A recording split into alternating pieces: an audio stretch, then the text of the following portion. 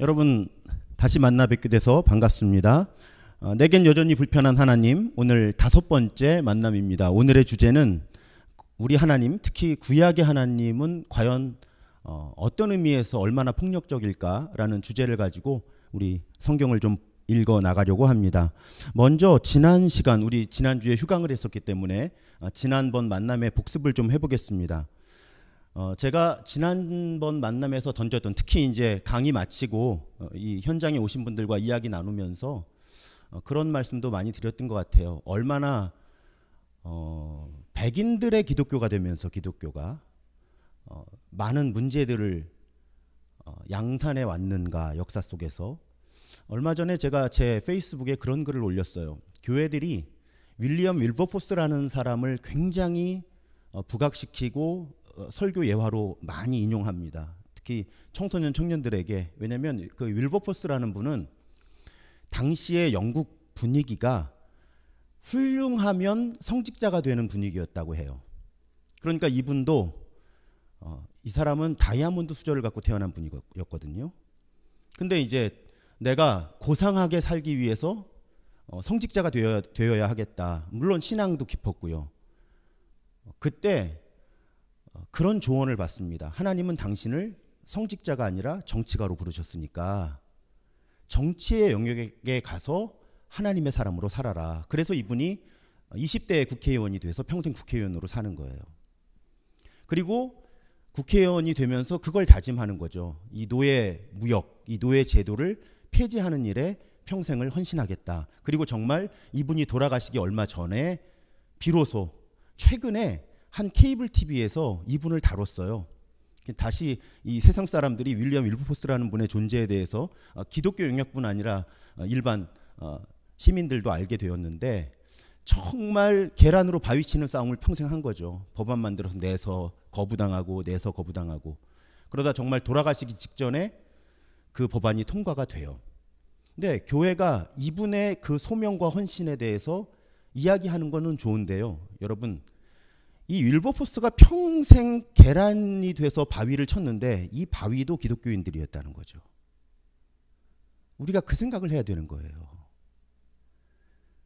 그때 수많은 기독교인들과 교회가 성경과 하나님의 이름으로 노예 제도를 옹호했던 거죠. 그리고 아니면 제가 글에 그렇게 썼어요. 그런 문제는 영적인 문제가 아니야. 그런 문제는 종교적인 문제가 아니야. 이런 식으로 외면했던 거죠. 교회가 윌버포스를 가르치려면 그걸 함께 가르쳐야 되는 거예요. 미국의 에이브라함 링컨이 헌신된 크리스천으로서 노예 해방에 앞장섰다라고 얘기할 때 그 바이블 벨트, 엄청난 남부의 노예 제도를 지켜내고자 했던 사람들은 다 기독교인들이죠. 거의 다 기독교인들이었죠. 당시 인구 종교 구성을 볼 때. 그러면 오늘날 우리도 성경과 하나님의 이름으로 그런 일을 충분히 할 수 있다는 거죠. 모두가 다 이건 성경적이야, 이건 하나님의 뜻이야 이러면서 사실은 역사가 조금만 지나고 보면 어떻게 그럴 수가 있었대 하는 일들을 할 수 있다는 거예요. 그래서 우리가 늘 겸손하게 하나님의 말씀, 하나님의 뜻 분별해야 하는 거고요. 항상 우리가 틀릴 수 있다. 특히 어떤 때 우리 이익이 결부되어 있을 때 우리는 성경을 우리 이익의 관점에서 해석할 수 있고 하나님의 뜻을 우리 이익의 관점에서 해석할 수 있다. 그러니까 서구 기독교의 반성이 여기에 있는 거죠. 종교를 이익에 이용한 측면이 적지 않았다. 그동안 서구 기독교의 역사를 볼 때. 그런 부분들이 불편하지만 우리가 직시해야 하는 현실이고요. 오늘날 우리 교회들의 모습들을 살펴볼 때도 그런 부분에 대해서 열린 눈과 열린 마음을 가지고 끊임없이 들여다보아야 한다는 것입니다. 그래서 지난번 만남에서 셈과 함과 야벳, 노아의 아들들의 이야기 속에서 함이 저주를 받아야 되는데 가나안이 저주를 받을 것이다 했던 그 차이가 분명히 존재했지만 교회는 함의 후손 가운데 흑인 지역으로 이주한 사람이 있었다는 것만 가지고 백인에 의한 흑인의 지배를 정당화했다는 거죠. 사실은 이 지역에는 팔레스타인 지역인데 본래 더군다나 백인들의 지역도 아닌데 그런 일을 교회가 해왔다. 그리고 하나님은 인종과 민족을 차별하시는 하나님이 아니라 구약의 곳곳에서 모든 민족을 동일하게 사랑하시는 하나님. 그러니까 이스라엘을 선교적인 도구로 선택하셔서 사명을 주셨기 때문에 특별한 언약이 성립되기는 하지만 그것이 하나님의 사랑의 차별을 의도하는 것은 의미하는 것은 아니었다라고 볼 수 있는 성경의 본문들이 분명히 존재한다. 그래서 이스라엘 자손아 나에게는 너희가 이스라엘이 이디오피아와 똑같다. 모든 나라를 내가 통치한다. 이런 말씀 하나님이 주셨다는 것입니다. 우리 다니엘서를 읽으면서도 보았잖아요. 하나님을 인정하지 않는 제국들 왕들을 하나님이 세우고 무너뜨리면서 역사를 주관하신다. 그것이 성경의 관점이죠.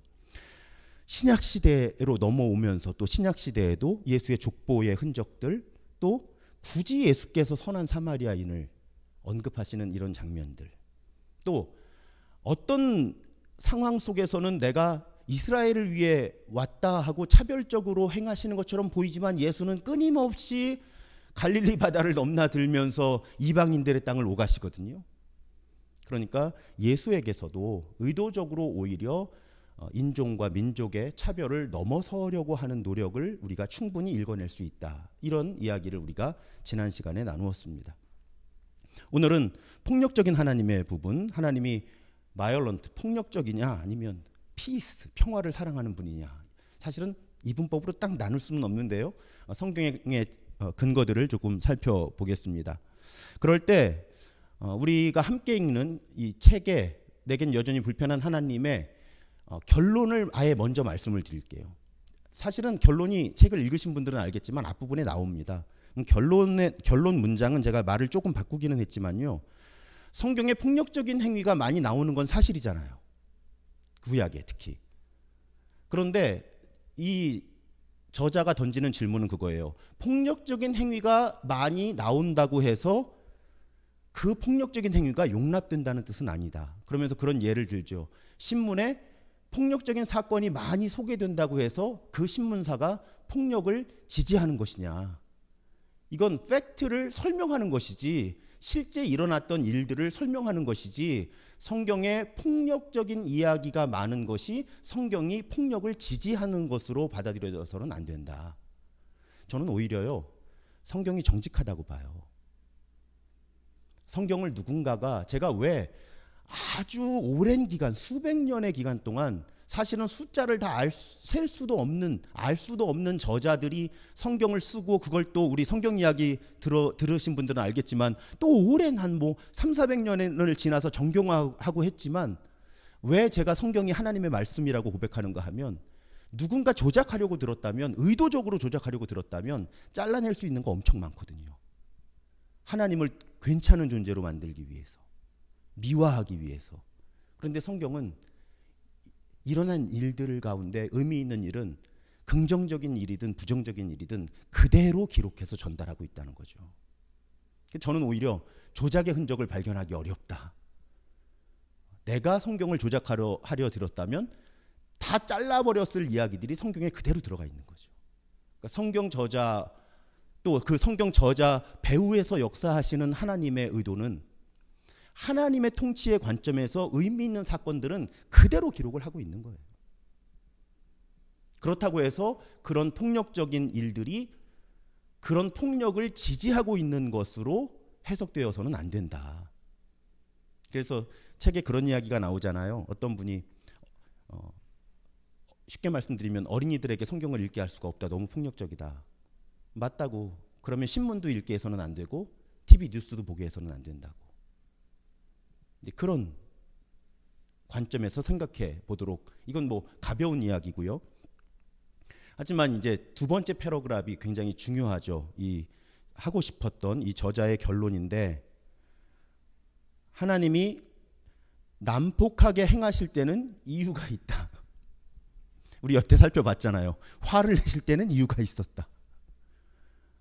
난폭하게 행하실 때는 이유가 있다. 그런데 아예 결론부터 말씀드리면 하나님은 생명을 오히려 살리기 위해서 폭력을 행사하시거나 평화를 이루기 위해서 폭력을 행사하신다. 그런데 종종, 이 표현도 중요해요. 왜냐하면 하나님이 진노하시는 하나님이냐? 우리 살펴봤잖아요. 진노하시죠. 근데 노하기를 더디하시는 하나님이셨던 거죠. 그러니까 하나님이 폭력을 사용하시는가? 사용하신다는 거예요. 그런데 하나님이 폭력적이라고 말할 수 있는가? 그러기는 조금 무리가 있지 않나? 왜냐하면 하나님이 폭력을 사용하시기는 하는데 가끔 사용하시니까. 특별한 목적이 있을 때, 그리고 그 특별한 목적은 대부분 생명을 오히려 살리기 위해서, 전쟁을 멈추게 하기 위해서, 평화를 지키기 위해서 하나님이 폭력을 사용하신다는 관점에서 우리가 성경을 보면 그렇게 볼 수도 있지 않을까? 다시 한번 이 강의의 저의 그 포지션이라고 하죠. 그 전제를 말씀드리면 하나님 화 안 내신다는 거 아니에요. 하나님이 폭력을 행사하시지 않는다는 거 아닙니다. 분명히 화도 내시고 폭력도 행사하시고 성경에는 차별적인 언어들이 들어 있어요. 그런데 그 요소들을 어느 정도는 이해할 수 있는 범위 안에서 그런 일들이 이루어지는 건 아닐까 하고 여러분들에게 제안을 하는 거죠. 오해하지는 말아달라는 거예요. 폭력적이에요 하나님이. 근데 이 폭력적인 정황들을 우리가 어떻게 풀어볼 수 있을까? 그리고 폭력은 있는데 하나님을 폭력적이라고 말하는 것. 그러니까 예를 들면 뭐 제가 아들을 한 대 때렸다고 생각해 보세요. 폭력이죠. 근데 아들이 저를 우리 아빠는 폭력적이야 라고 말하는 건 또 조금 다른 차원일 수 있잖아요. 그런 구분을 한번 해보자는 거예요. 어떤 분들에게는 영상으로 보시는 분들 가운데는 말장난처럼 들리실 수도 있을 거예요. 하지만 하나님을 더 정확하게 정당하게 이해하고 설명하기 위해서 성경을 좀 풀어보자는 거죠. 우리 함께 읽는 책에 첫 번째 나오는 사건이 엘리사와 소년들 곰 이야기예요. 열왕기하 2장에. 엘리사가 길을 가는데 소년들, 작은 소년들이 나타나요. 근데 엘리사를 놀립니다. 대머리라고. 저에게는 아주 와닿는 그런 사건이에요. 대머리라고 놀려요. 근데 엘리사가 야훼의 이름으로 저주를 합니다. 그랬더니 곰 2마리가 나타나서 무려 42명을 찢었다 이렇게 표현이 되어 있어요. 물론 이 책의 저자는 찢었다라는 단어가 죽였다라는 단어는 아닐 수 있다 이렇게도 말하긴 하는데 어쨌든 42명을 공격합니다. 자, 엘리사는 왜 이렇게 폭력적이었고 하나님은 왜 이렇게 폭력적이었을까라는 그 질문을 이 책의 저자가 던지는 거예요. 그러면서 하나님이 좀 덜 폭력적이다라는 측면에서 이 사건을 좀 분석을 해봅니다. 그럴 때 소년이라고 하는 단어는 2개의 히브리어가 사용돼요. 이 짧은 본문에. 근데 실제로 어린이를 의미하는 단어만은 아니었다는 거예요. 여러분 저도 찾아봤어요. 그랬더니 심지어는 20대 다윗과 함께하는 사람들도 당신과 함께한 소년 이렇게 불러요. 지금 다윗을 지키는 군인이에요. 군인. 그런데 히브리어로는 소년이라고 부르는 거죠. 그렇게 볼 때 여기서 언급된 소년은 작은 소년이라고 해도 우리가 생각하는 수준의 어린이들이 철없이 행동하는 것은 아닐 수 있다. 이렇게 보는 거고요. 또 한 가지는 그렇다면 이들이 청소년이라고 생각해 보세요. 여러분 혹시 지금 오늘 현장에 오신 분들이 저랑 거의 나이가 이렇게 위아래로 별로 차이가 안 나는 분들인데 깡패 만나 보셨어요 혹시? 학교 다니실 때? 저 깡패 만나 봤거든요. 깡패가요 저보다 나이가 많지 않아요. 근데 왜 무섭냐면 많아서 무서운 거예요. 근데 지금 이 사건에서 자, 어린이들이 아니라 청소년들이라고 생각해 보세요. 혹은 20대에도 이 단어를 사용하기도 했으니까. 근데 곰이 공격한 사람만 몇 명이에요? 42명이에요. 그러면 적어도 그 숫자만 놓고 보면 42명이 한 사람을 지금 공격하고 있는 거죠. 엘리사를.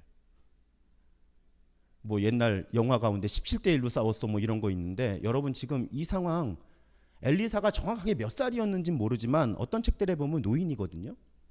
노인이 지금 청소년 청년들 적어도 42명 이상에게 둘러싸여서 놀림을 받고 있는 거예요.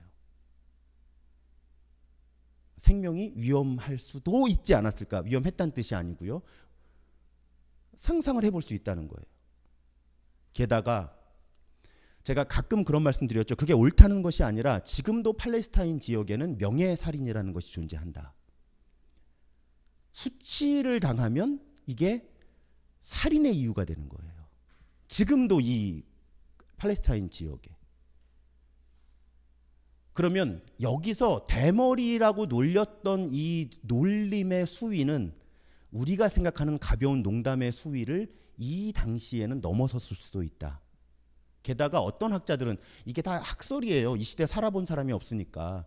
이 대머리라고 하는 단어에 집중하는 학자들도 있어요. 우리 책에는 그 이야기가 없는데 이 대머리라고 하는 단어는 실제로 탈모를 의미했다기보다는 당시에 선지자들의 머리 모양을 의미하기도 했었다라는 그런 학설도 있어요. 그러면 이건 선지자에 대한 모욕이 되는 거죠. 나아가서 야훼에 대한 모욕이 될 수 있는 거예요. 예를 들어서 개신교 목회자들은 헤어스타일이 차이가 나지 않지만 누가 스님의 머리를 놀렸다고 생각해 보세요. 그건 일반적인 놀림과 조금 다른 차원을 갖죠. 그러니까 그런 차원도 여기에 개입되었다가 아니라 개입되었을 수도 있다. 아무튼 팔레스타인에서의 이 지역에서의 명예와 수치 코드는 우리가 가볍게 생각하는 그런 상황이 아니었을 것이라고 충분히 추측할 수 있다. 또 한 가지, 이 상황 속에서 엘리사와 하나님을 변호하고자 하는 시도는 무엇인가 하면 엘리사는요, 평생 사람 살리는 일을 하는 사람이에요. 이 사건 전에도 그랬고 이 사건 후에도 그랬어요.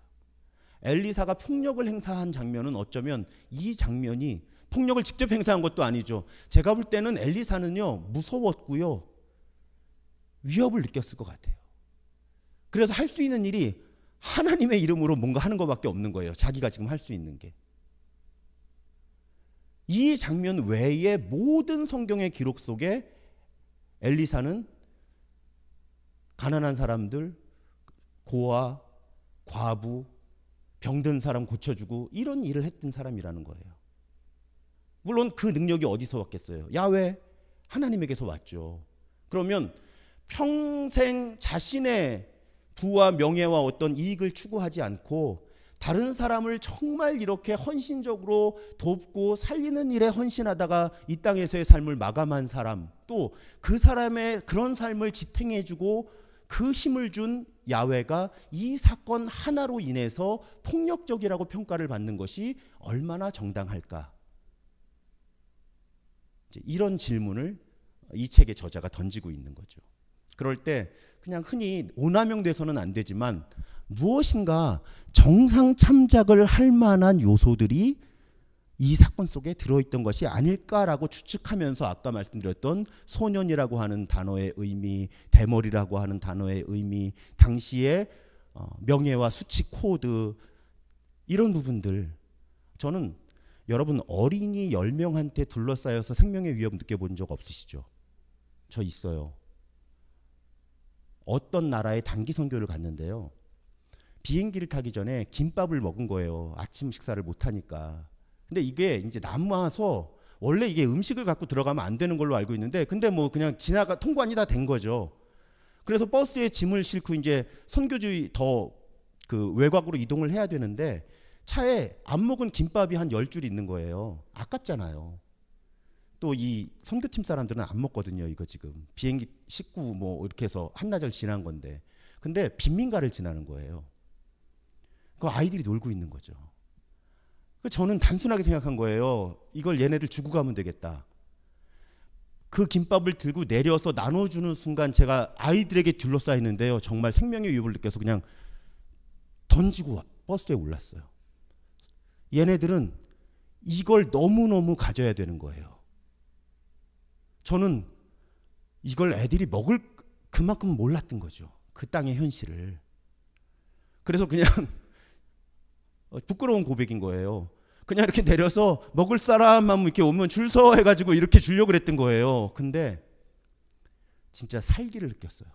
이 김밥을 받아 내려오는 어린이들의 이제 그런 경험들까지 생각해 보면서 이 상황을 풀어본 거죠. 자, 이런 이야기예요. 그러니까 이 책의 저자는 제안을 하는 거죠. 만약에 이 시대 사람들에게 이 사건에 대한 이야기를 들려주었으면 아마 폭력적인 어린이들을 하나님이 잔인하게 해쳤다라고 하는 이야기로 받아들이기보다는 엘리사를 생명의 위협에서 하나님이 건지셨다라고 받아들였을 것이다. 이 이야기를. 그것이 이 이야기의 의도일 것이다. 세부적인 묘사에서는 다소 실제와 어느 정도 간격이 있을 수 있고, 어떻든 성경의 저자가 이 사건을 굳이 성경에다 집어넣은 이유는 하나님이 이렇게 폭력적이고 엘리사가 이렇게 폭력적이다라고 하는 메시지를 담으려고 여기 집어넣은 게 아니라, 하나님의 일을 하는 사람도 위협을 당할 수가 있는데 그 위협 속에서 하나님이 이 하나님의 사람을 생명을 보호하시고 사역을 계속하게 하셨다라는 의도로 성경의 저자는 이 사건을 여기에 기록했을 것이다. 그렇게 해석을 하는 것이 더 정당하지 않을까라고 이 책의 저자는 질문을 하고 있는 것입니다. 그러면서 우리가 진노하시는 하나님에서 다루었던 이야기를 다루지 않을 수가 없는 게 보셨던 슬라이드예요. 진멸이라고 하는 단어 지난번에 우리 살펴보았죠.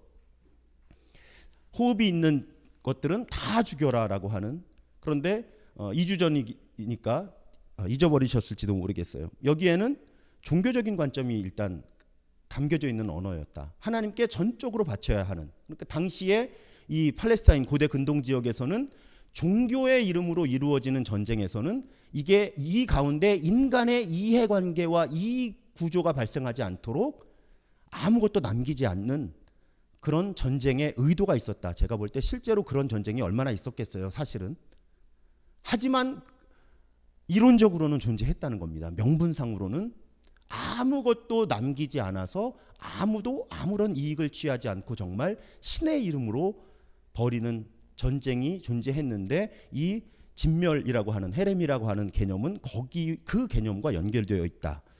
보다 더 우리에게 설득력 있는 개념은 문학적인 관점에서 가나안 사람들을 진멸하라고 하는 명령은 실제로 성경의 수사에 보면 철저하게 분리되라고 하는 그런 의도를 단어로 볼 때 너 나한테 죽는다 하고 비슷하게 이해하시면 돼요. 이게 실제로 죽인다는 뜻이 아니잖아요. 그러지 말라는 거지. 그런 언어로 이해할 수 있지 않을까. 그러니까 철저하게 분리되어야 하니까. 그래서 첫 번째로 강하게 사용된 단어는 진멸하라는 단어였고, 보다 더 현실적인 단어는 뭐였다고요? 쫓아내라. 실제로는 쫓아내라고 하는 단어, 쫓아내지 못했다라고 하는 그 개념이 훨씬 더 지배적으로 사용되죠. 가나안 땅 정복 이야기 속에서. 그러니까 실제 하나님의 의도는 쫓아내면서 분리가 되는, 그런데 더 이렇게 온화하게 온건하게 해석을 하면 실제로는 쫓아내지도 않았으니까 분리의 방점이 강했다. 그래서 심지어는 이방인들 중에도 이스라엘과 섞여 살면서 언약 백성이 되는 사람들도 있었고, 현실적으로 그런 일들이 일어났다. 물론 이것을 성경의 저자가 부정적으로 하나님의 명령을 지키지 않는 것으로 묘사하기도 하지만, 또 반대쪽에서 보면 그것이 오히려 하나님의 의도가 아니었을까. 섞여 살든 어쨌든 철저하게 분리되어서 이스라엘의 하나님 여호와의 사람들이 되는 것, 하나님의 백성들이 되는 것, 그것이 진멸하라고 하는 그 언어, 그 코드 속에 담겨있는 하나님의 뜻이라고 이해하는 것이 좋지 않겠느냐, 그런 부분이죠. 그런데 아까는 곰을 이용해서 하나님이 폭력을 행사하셨잖아요. 직접 하나님이 폭력을 행사하시는 장면도 등장합니다. 자, 이걸 또 어떻게 볼 것이냐. 특히 우리 책이 인용하고 있는 사건은 열왕기하 19장에 보면 주의 천사가 나타나서 아시리아 군의 진영에서 18만 5천 명을 죽이는 장면이 나옵니다. 그날 다음 아침에 모두 다 죽음으로 발견되죠. 그럼 이 사건을 어떻게 볼 것이냐 할 때, 우리 하나님이 언제 화내신다 그랬죠? 진노할. 첫 번째는 하나님이 모욕을 당할 때, 하나님의 관점에서는 이게 하나님이 기분 나빠서가 아니라 하나님이 모든 사람들의 하나님이 되시는 게 하나님의 목적이거든요. 그 움직임이 크게 손상이 될 때 하나님은 화를 내셨다는 거죠. 사실 이 전쟁 속에서 이 아시리아군이 이스라엘을 공격하면서 하나님을 매우 심각하게 공격하거든요. 명예를 훼손하거든요. 약 일종의 심리전이었을 거예요. 굳이 이스라엘 말로 야 너희들 왕이 우리 야훼 하나님이 우리를 보호해 줄 거라 그래도 듣지 마. 야 무슨 뭐 그런 신이 야 우리 신이 최고지 뭐 그딴 신이 뭐 너희들 보호해 줄 것 같아. 예를 들면 이런 심리전을 폈다는 거예요. 그래서 이 전쟁이 하나님의 전쟁이 된 거죠. 그리고 이렇게 한번 생각해 보세요. 이 18만 5천 명이 죽지 않는다면 이스라엘이 어떻게 될 것인가? 사실은 더 많은 사람들이 학살을 당하고 더 엄청난 학살이 벌어질 수 있는 거죠. 그러니까 그렇다고 해서 하나님의 폭력이 존재하지 않았다는 건 아니라고 아까 충분히 제가 전제를 했어요. 하지만 이 상황은 어찌 보면 전쟁이 일어났는데 그냥 평화가 올 가능성은 없는 거예요. 그냥 평화가 올 가능성은. 그러면 이 상황 속에서 하나님이 폭력을 사용하시지 않으면 어떤 일이 벌어질까? 그런 질문을 해볼 수도 있다는 거죠. 조금 있다가 좀 깊이 살펴볼 건데 하나님의 중요한 원칙이 성경에 하나 있다고 말씀드리잖아요. 제가 사람의 마음을 함부로 움직이시지 않는 거. 그러니까 하나님은 정말 대부분의 경우에 아시리아 군대한테 너네 돌아가겠어요? 근데 이들의 마음을 강제로 하나님이 최면을 걸어서 자기 나라로 돌아가게 그런 방식은 하나님이 거의 사용을 안 하세요. 저는 사실은 하나님이 그런 하나님이어서 좀 감사해요. 만약에 하나님이 여러분 우리의 마음에 그런 식으로 개입하신다면 내가 존재하는 걸까요? 어떤 결정은 내가 하는 거고 어떤 결정은 하나님이 함부로 하시는 걸까요? 바로 그런 문제가 있는 거죠. 그런 상황 속에서 이 장면의 야훼의 폭력은 하나님의 명예를 지키고 약소국을 보호하시는, 그래서 잔인한 제국과 싸우신 전쟁의 맥락에서 이해할 수 있지 않을까. 여러분 이때 당시에 물론 이 기독교 학자들이 연구해서 쓰는 책이라 편견이 있을 수도 있지만 이 바벨론 제국, 아시리아 제국의 잔인함은 상상을 초월합니다. 성경 속의 이스라엘 백성들의 잔인함은 될 게 아니에요. 우리 왜 옛날 그 중국 뭐 몽골 이런 항전 이런 역사에 보면 정말 잔인하게 막 그 인권을 유린하고 시신까지 훼손하는 일들이 많이 나오잖아요. 영화에 보면. 이때 이 전쟁 시에 특히 이런 민족들이 갖고 있던 그 잔인함은 이루 말할 수가 없는 거죠. 하나님은 폭력을 사용해서 그 폭력이 무엇이었는지는 모르겠어요. 그냥 천사가 죽였다는 거죠. 이것이 뭐 전염병이었는지 뭐 자연재해였는지 알 수는 없는데 하나님은 폭력을 사용해서 더 큰 폭력을 막으신 것으로 그렇게 어느 정도 정상을 참작할 수 있지 않을까 제안을 하는 거죠. 또 왜 그런가 하면 아까 엘리사가 평생 사람 살리는 일을 했다고 말씀드렸잖아요. 아무리 제가 봐도요, 대머리라고 놀림받았다고 해서 어린아이들을 죽일 사람은 아닌 거예요. 그 근거가 더 많아요. 그리고 지금 18만 5천 명이 죽었잖아요. 그러면 전쟁 때마다 하나님이 그렇게 개입하느냐? 그렇지 않아요. 열왕기하 6장에 사실은 더 전의 사건이죠. 하나님이 다른 나라 군대에 눈을 멀게 하신 적이 있어요. 그래서 엘리사가 데리고 이들을 안내한다고 하면서 자기 군대 중간에다 갖다 놓은 거죠. 포위되게. 그러니까 지금은 이스라엘이 맘만 먹으면 이 군대를 멸할 수가 있는 거예요. 그래서 왕이 그렇게 말하죠. 없애버릴까요? 그랬더니 엘리사가 뭐라 그래요? 쳐서 안 됩니다. 우리가 저 사람들 지금 포로로 잡은 게 우리 힘 갖고 한 겁니까? 하나님이 해주신 거지. 그래서 죽이면 안 됩니다. 뭐라 그래요? 차라리 밥과 물을 대접하셔서 그들이 먹고 마시게 한 다음에 자기네 나라로 돌아가게 합시다. 여러분, 만약에 엘리사와 하나님이 폭력적이고 호전적인 하나님이면 그냥 죽이지, 뭘 복잡하게 눈을 멀게 해서. 엘리사는 아무리 이들이 눈이 멀었지만 목숨 걸고 하는 일이잖아요. 적진에 가서 이들을 데려다가 자기 군대 한복판에 데려다 놓고, 아니 그러니까 당연히 이스라엘 군대 왕의 입장에서는 죽이면 끝나잖아요. 근데 그러지 말자는 거예요. 돌려보내자는 거예요. 그리고 본문의 마지막에 어떻게 돼 있어요? 시리아의 무리들이 다시는 이스라엘 땅을 침략하지 못했다. 안 죽이고 이길 수 있으면 안 죽이고 이기는 거죠, 하나님은. 적어도 이 장면에 보면, 여러분, 하나님의 입장에서 하나님이 폭력적이라면 죽이면 끝나요. 여러분, 우리 하나님이 폭력적이 아닌 거 감사해야 돼요. 제가 가끔 말씀드리잖아요. 정삼이가 지금 숨쉬고 살아있고 목회할 수 있는 건 하나님이 폭력적이 아니셔서 저를 봐주셔서 그런 거거든요. 우리는 그렇게 생각 안 하는 거죠. 근데 여러분, 이런 장면들에 보면, 저의 논리예요. 이런 장면들을 쭉 보면 하나님은 어쩔 수 없이 폭력을 행사해서 더 큰 폭력을 방지할 수 있을 때에만 폭력을 사용하신 것은 아닐까. 지금 이 정황은 하나님이 이들을 다 죽이시지 않아도 절충이 가능한 거죠. 눈을 멀게 하고 뭐 좀 복잡한 과정을 거치기는 하지만, 그리고 이 이스라엘 왕은 하나님의 백성이면서도 폭력적이어서 죽이고 끝낼까요 하는데, 하나님의 사람은 그러지 말자. 이 사람들을 오히려 잘 대접해서 돌려보내면 전쟁이 일어나지 않을 것이다, 당분간.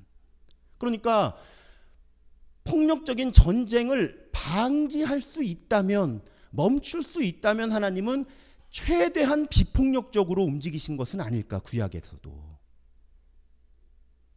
그렇게 생각해 볼 수 있다는 것입니다.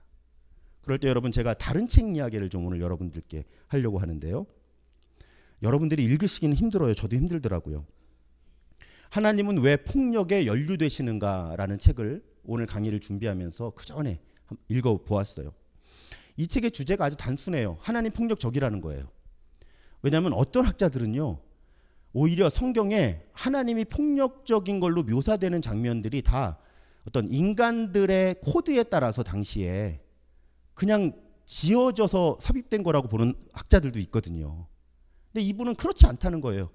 본문은 본문대로 받아들여야 된다는 거예요. 하나님이 폭력을 사용했다는 거예요. 왜 사용했냐? 왜 하나님이 도대체 폭력에 연루되시냐? 그 주제 문장을 제가 써놓은 거예요. 성경의 이야기는 전반적으로예요. 다 그런 건 아니고요. 전반적으로 볼 때 하나님이 폭력에 참여하시는데, 연루되시는데, 왜 연루되시는가? 세상이 폭력으로 가득해 있고요. 하나님은 사람과 함께 일하시기로 결심하셨기 때문에 그 하나님의 결정 때문에 할 수 없이 하나님은 폭력에 연루되셨다는 거예요. 무슨 뜻인가 하면, 불량배의 그룹이 있어요. 그런데 누군가가 이 불량배 그룹하고 함께 일을 해야 되는 거예요. 근데 모두가 불량배예요, 정말 그 구성원이. 그런데 이 구성원하고 함께 일을 하기 위해서는 폭력에 개입이 될 수밖에 없다는 거죠. 그 인물은 어떤 형태로든지 어떤 수위로든지. 이런 얘기예요. 만약에 여러분 자녀나 부모님이 누군가에게 폭행을 당하고 있다고 생각해 보세요. 여러분 정말 폭력을 사용하시지 않으시겠어요? 내가 위험해도 뜯어 말릴 거 아니에요.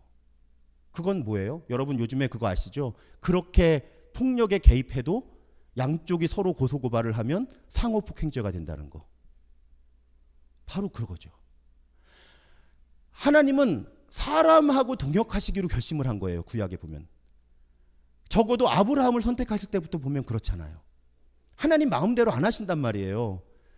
더디고 오래 걸려도 또 하나님이 쉬운 선택으로 이 사람 마음 이렇게 바꿔, 이 사람 마음 이렇게 바꿔, 이 사람 이렇게 행동하게, 이렇게 하시지 않는단 말이죠.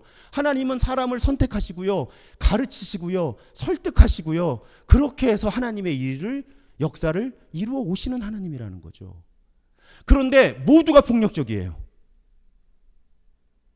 그러면 하나님은 폭력에 연루될 수밖에 없다. 스스로 폭력에 연루되시기로 결심한 것이다. 구약의 하나님은.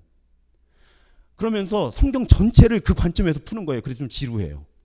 창세기부터 사사기 막 그 왕조 시대까지를 쭉 그 관점에서 푸는데 저는 설득력이 있더라고요. 예를 들면요, 하나님이 다윗 왕하고 일을 하셔야 돼요.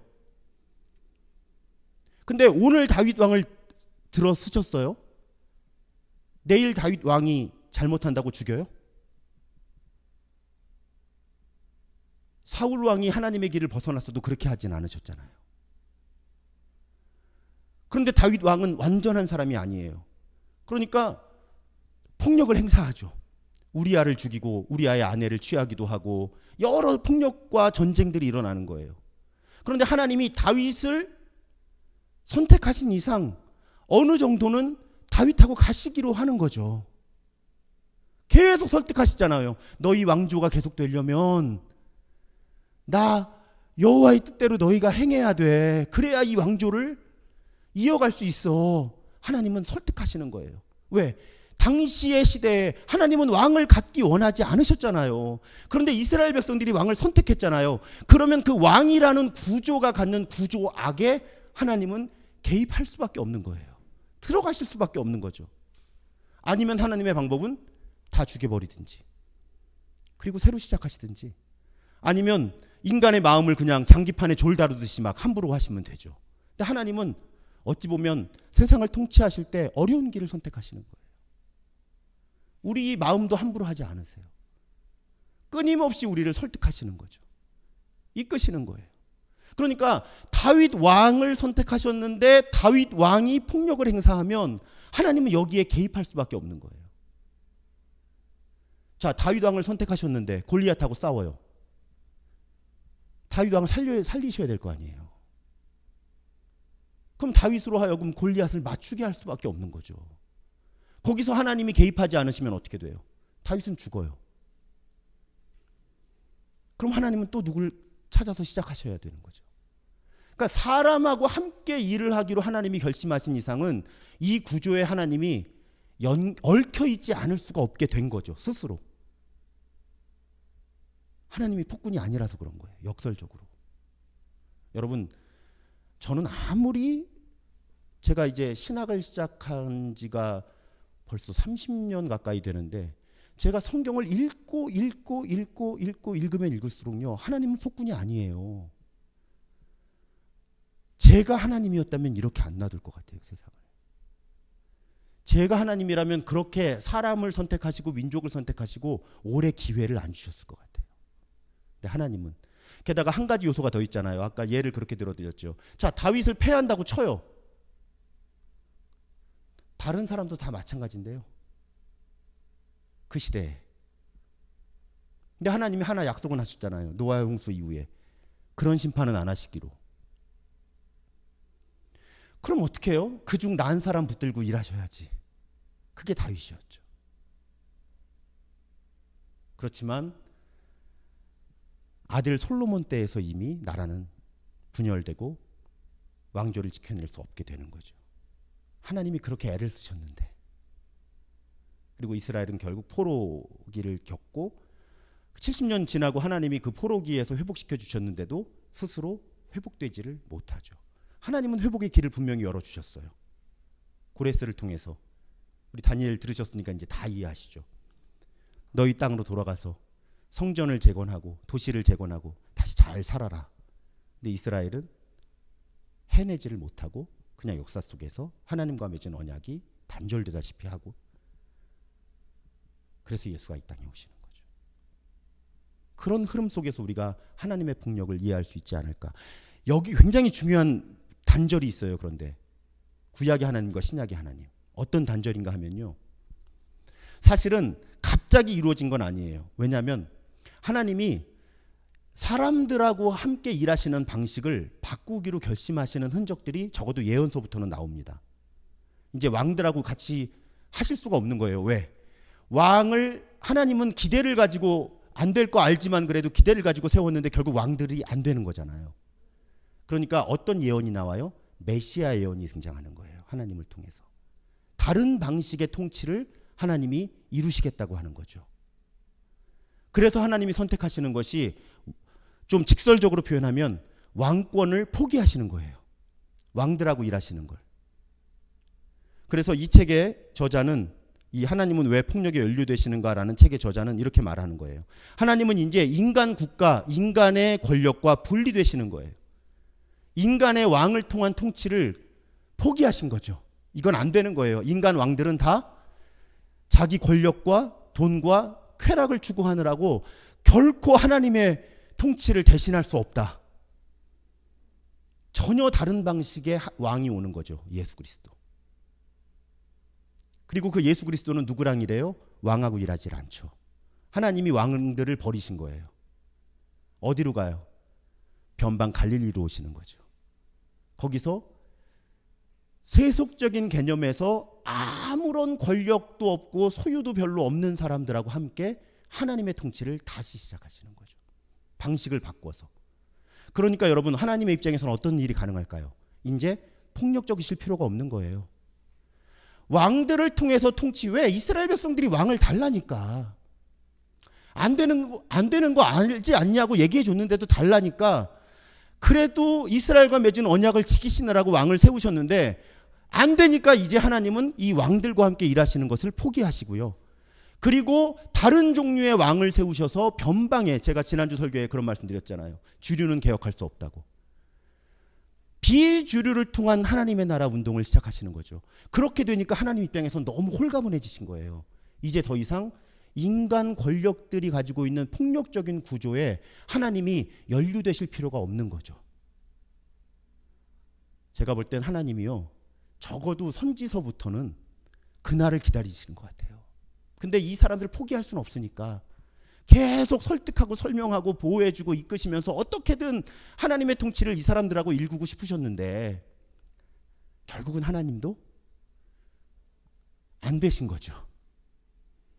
그래서 통치 방식을 바꾸시기로 결심하셨고, 하나님이 통치 방식을 바꾸시기로 결심한 다음부터는 하나님은 굳이 이제 인간 권력을 가진 사람들하고 연결될 필요가 없으니까 폭력을 사용하실 필요가 없는 거예요. 그러니까 예수는 폭력을 사용하실 필요가 없는 거죠.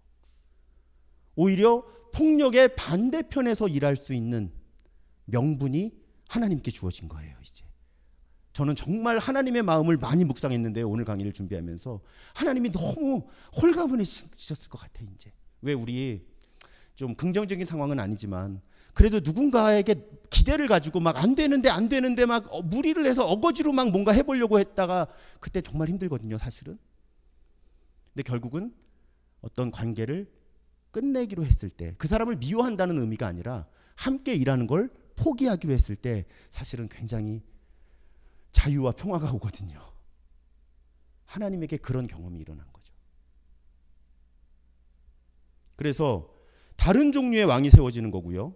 이 세상 체계의 중심이 아닌 가장자리에서부터 세상을 새롭게 하시려는 하나님의 사역이 이어지는 거예요. 예수 그리스도를 통해서. 그게 원래 비전이었거든요. 그래서 인간을 향한 비전을 현실로 담아내는 하나님이 직접 사람이 되신 거죠. 그래서 새로운 통치를 시작하신 거예요. 그래서 예수는 하나님답게 할 수 있는 거죠. 이제 폭력을 거부하고 자기 희생적인 사랑의 메시지를 전하는 거예요. 본래 하나님답게. 그러니까 뭐 인정하지 않으셔도 돼요. 하나님이 하나님답지 않게 폭력적이셨던 건 인간이 폭력적인데 그 인간과 어떻게든 더불어서 구원하시려고 했기 때문에 과거형이죠. 근데 하나님은 예수 그리스도를 이 땅에 보내시면서 본래 하나님답게 행동하실 수 있게 된 거죠. 그래서 여러분, 그런 관점에서 보면요, 구약의 동해보보법, 제가 설교하면서 매일 기도회 때 반복적으로 이 부분 설명드리기 때문에 아마 이해하실 거예요. 눈에는 눈, 이에는 이. 맥락을 무시하고 들으면 잔인하지만 이 시대에 이렇게 정해놓지 않으면 과도한 보복으로 인해서 민족 전쟁까지 일어나는 거죠. 왜 중국 영화 저 어릴 때 보면 다 그런 거였거든요. 내 복수를 해대고 그러고 죽으면 아들이 훈련받고 자라나서 복수를 하러 가잖아요. 복수가 복수를 낳고 사실은 작은 일로 시작됐는데 큰 복수로 이어지고 가문 간의 전쟁으로 이어질 수도 있고 민족 간의 전쟁, 실제로 이스라엘 역사 가운데도 그런 일들이 있었잖아요. 개인의 폭력이 지파와 지파 간의 전쟁으로 이어지는. 그러니까 하나님은 이걸 막아야 되는 거예요. 그러니까 눈에는 눈만, 이에는 이만. 과도한 보복 금지. 그것이 이 동해보복법의 근거였던 거죠. 하나님이 이 법을 주신 이유였다는 거예요. 과도한 복수를 금지하고. 그런데 인간들이 발전을 해요. 이제 인간의 의식이 구약에서 신약으로 갈수록 받아들일 수준이 됐을 때 예수님이 오셔서 눈에는 눈, 이에는 이로 갚아라. 동해보복법 너희 배웠지? 근데 이제는 너희들 이렇게 살아서는 안 된다. 폭력으로 맞서지를 말아라. 왼쪽 뺨을 떼거든 오른뺨도 돌려대고. 이제 하나님답게 동해보복법을 줄 수밖에 없었던 건 이 시대 사람들은 이걸 넘어설 수는 없는 거예요. 적어도 우리도 넘어서기 쉽지 않아요 지금. 그런데 예수님은 오셔서 정말 하나님답게 이제 선포하시는 거죠. 그래서 예수님이 당시 율법학자들, 율법을 가르치던 종교 지도자들과 충돌한 건 바로 그 부분이죠. 하나님이 왜 율법을 주셨는지를 당시 종교 지도자들은 맥락을 무시한 상태에서 기계적으로 적용했고, 예수는 변화하는 시대와 인간 의식과 문화의 구조 속에서 본래 하나님의 마음, 하나님의 의도가 무엇이었는지를 가지고 그 시대의 율법을 재해석해 주신 거죠. 그 하나님이 동일하신 하나님이면 우리 시대에도 하나님은 절대로 구약의 율법을 무시하시지 않습니다. 우리는 구약의 율법을 공부해야 되는 거예요. 왜? 그 시대의 하나님이 어떤 의도로 그 법을 주셨는지를 알기 위해서. 그럴 때 그 율법을 우리 시대에 기계적으로 적용하는 게 아니라 저 시대의 저 맥락에서 저런 법을 주신 하나님이 지금 이 시대에 저 주제와 관계된 법을 주신다면 어떤 법을 주실까를 찾아내야 하는 것이 우리의 책임인 거죠. 제가 성경 안에도 역사가 흐른다는 걸 강조하잖아요. 오늘 딱 그 이야기죠. 바로 성경 안에도 움직임이 있는 거예요. 그래서 성경의 어떤 본문은 신약 끝에 있고 구약 끝에 있어도 동일한 의미를 갖지만 어떤 본문들은요 역사적 맥락에서 해석을 해야만 하는 근거가 거기 있는 거예요. 하나님도 역사가 흐르면서 인간과 상호작용하는 원칙은 같았지만 세부 사항들을 바꿔 조정해 오셨다는 거죠. 한때는 장애를 갖고 있는 사람들이 차별당하는 것처럼 보였지만 시간이 많이 흐르면서 오히려 그런 차별은 철폐되는 방향으로 움직였고요. 민족을 차별하는 것처럼 보였지만 시간이 지나면서 민족을 차별하는 방향으로 성경 내부적으로 움직여 나갔다는 거예요. 하나님은 폭력을 사용하셨지만 점차 폭력을 사용하지 않는 방식으로 이동해 가셨다는 거죠. 그래서 동해보복법이라는 법도 구약의 상황에서는 진보적인 법이죠. 인권을 보호하는. 그런데 수백 년의 시간이 흐른 다음에 예수께서는 그 법도 넘어서라고 우리에게 요구하셨다는 거예요. 하나님을 따르는 사람들은 그 동해보복법마저도 본래는 넘어서야 하는 사람들이었다. 그래서 다 그런 대화예요. 이혼에 대한 얘기.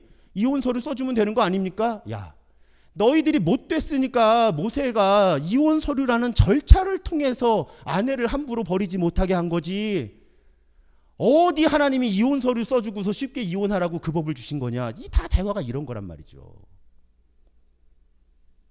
오늘날에도 자기의 이익이나 자기 안에 있는 차별과 편견과 증오와 이런 것들을 증폭시키기 위해서 성경을 읽어내는 분들이 꽤 많다는 거예요.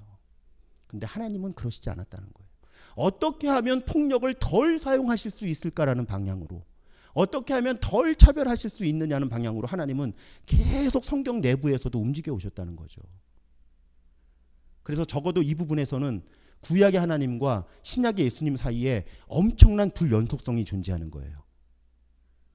근데 갑자기 이루어진 게 아니라 아까 설명드린 것처럼 BC 7세기 8세기 전에 선지자들을 통해서 이미 예고하셨고요. 신구약 중간기만 해도 약 200년에서 400년 가까이.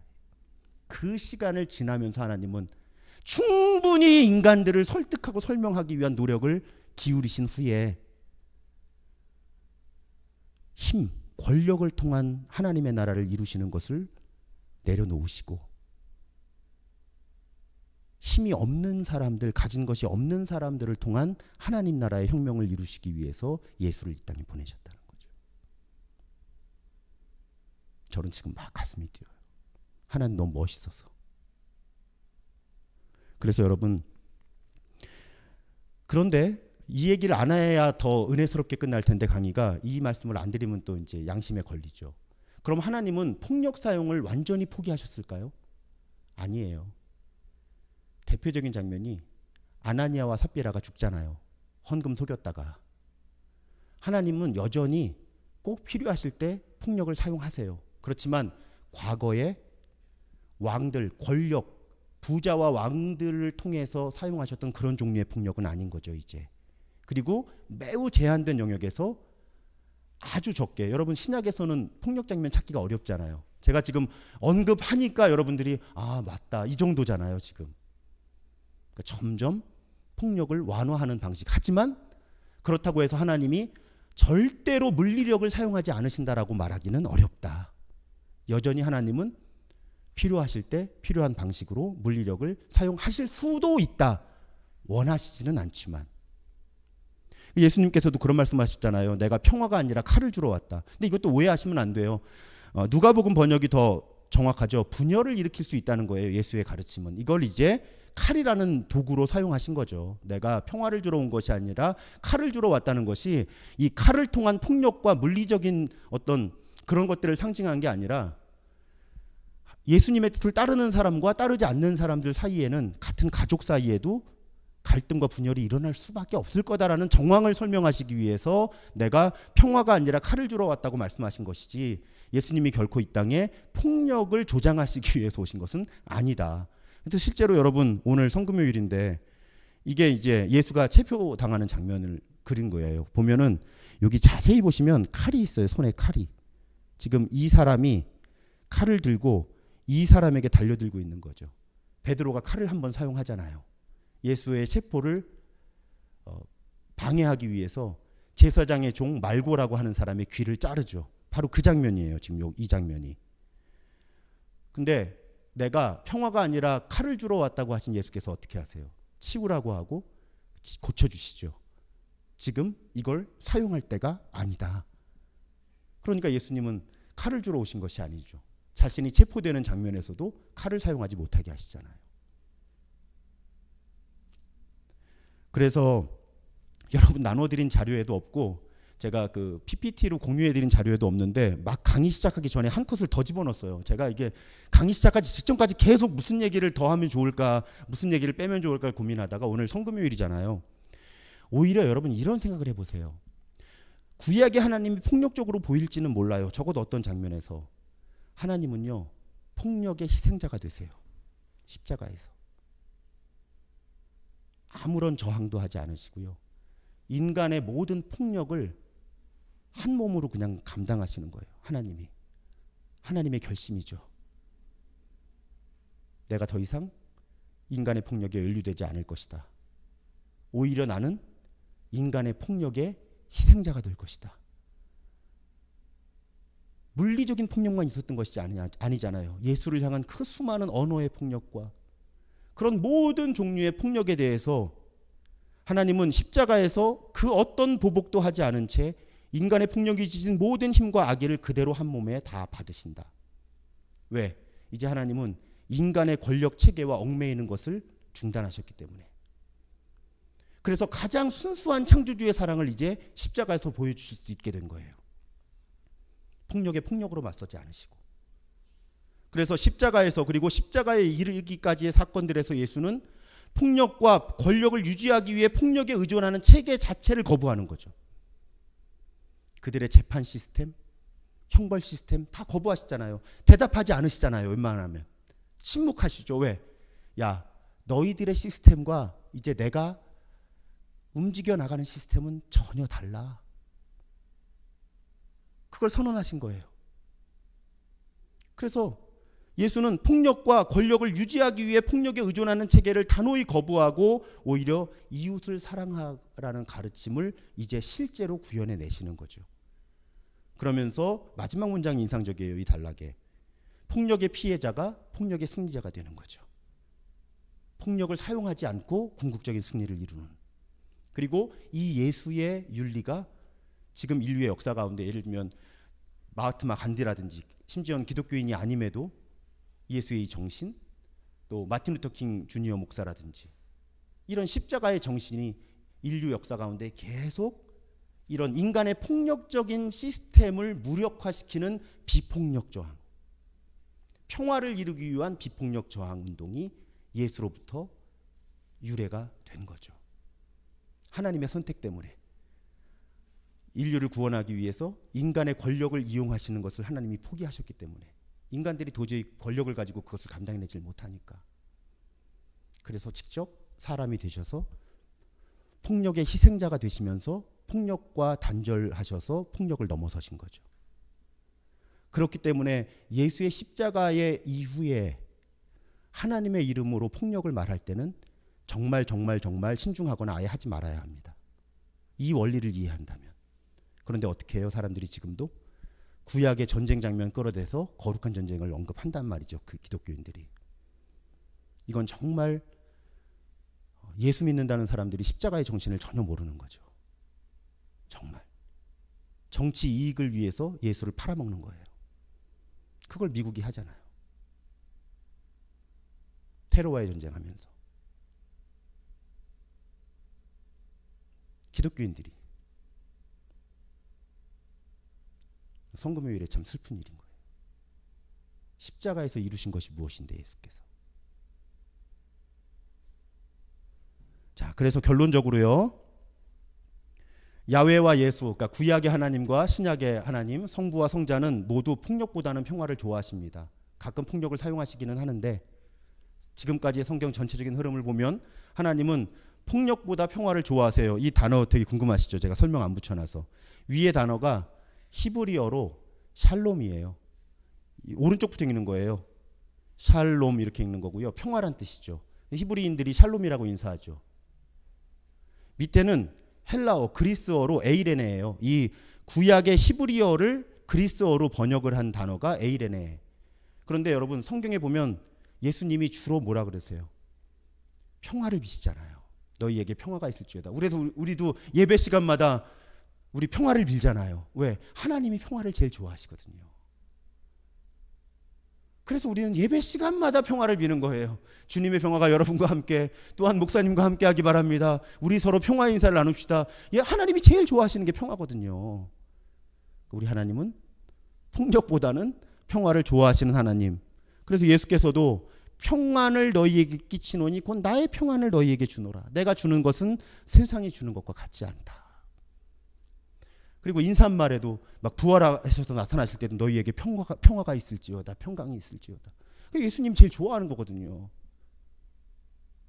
구약의 하나님은 그 평화를 이루기 위해 폭력을 사용하셨고요. 제한된 범위에서.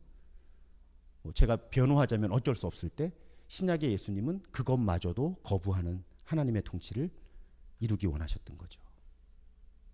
그래서 우리 예수를 따르는 사람들은 제가 너무너무 좋아하는 성 프란치스코의 평화의 기도, 제가 예배 시간에 가끔 인용하죠. 주여 나를 평화의 도구로 써주소서.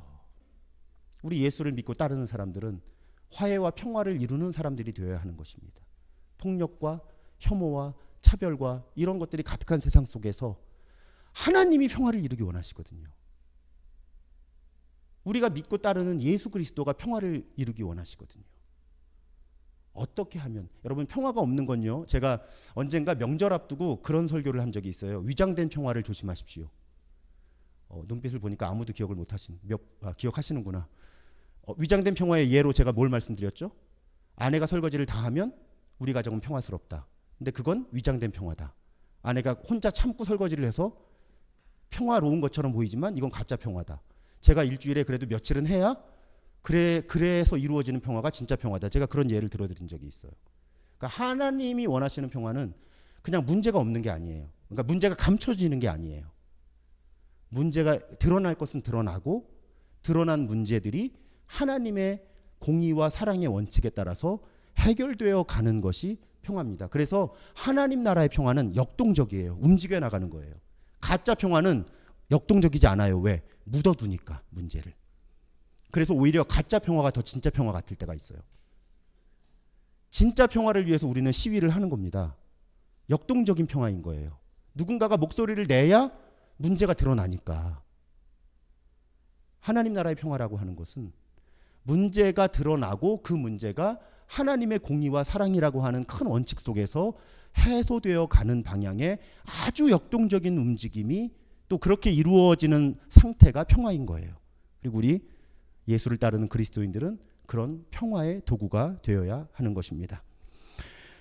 오늘도 생각해 볼 문제, 자, 여러분 나름대로 이제 좀 정리를 해보셔야 될 것 같아요. 누군가가 나에게 구약의 하나님의 폭력적인 징벌, 왜 꼭 그러셔야만 했느냐를 묻는다면 나는 이제 어떻게 하나님을 변호할 수 있을까? 변호 안 하셔도 돼요. 그러게 하나님이 좀 못됐어 이러셔도 되는데, 혹시 내가 크리스찬으로서 전도하는 과정에서 특히 구약의 하나님을 변호한다면 내가 어떻게 변호할 수 있을까? 이런 질문을 하나 드리고요. 또 한 가지는 여러분 가정이나 학교나 일터나 이웃과 혹시 내가 좀 어떤 갈등을 해소하는데 평화가 오는데 도움이 되는 행동이 있다면, 가급적이면 지금 일어나는 일들 가운데 구체적이면 더 좋겠죠. 어떻게 평화와 화해를 오게 할 수 있을까? 내가 속한 곳에서. 그것이 오늘 여러분께 던지는 질문입니다. 다음 주에는 우리 하나님이 율법주의자이냐 아니면 은혜가 가득한 하나님이냐라는 이 두 가지 질문을 가지고 다시 만나 뵙겠습니다. 오늘도 함께해 주셔서 대단히 감사합니다. 다음 주에 뵙겠습니다.